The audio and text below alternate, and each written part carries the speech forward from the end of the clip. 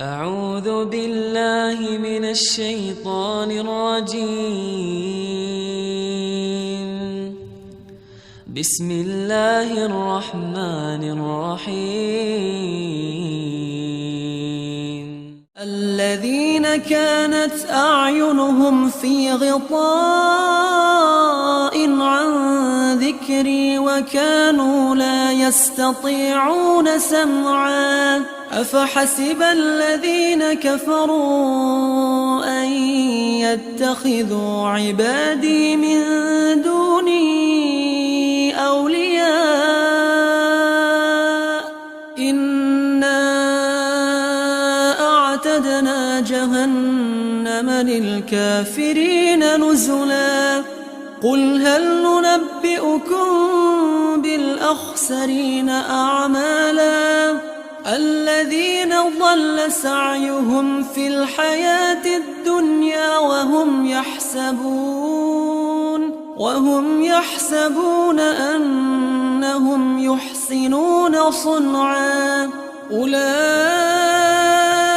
الذين كفروا بآيات ربهم ولقائه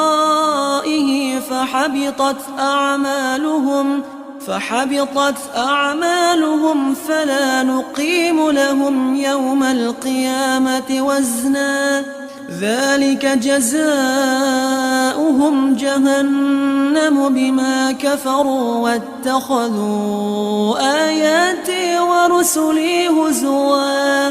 إن الذين آمنوا وعملوا الصالحات كانت لهم جنات الفردوس نزلا خالدين فيها لا يبغون عنها حولا قل لو كان البحر مدادا لكلمات ربي لنفد البحر قبل أن تنفد كلمات ربي ولو جئنا بمثله مددا قل إنما أنا بشر مثلكم يوحى إلي أنما إلهكم إله واحد فمن كان يرجو لقاء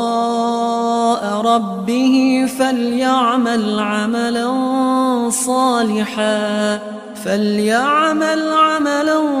صالحا ولا يشرك بعبادة ربه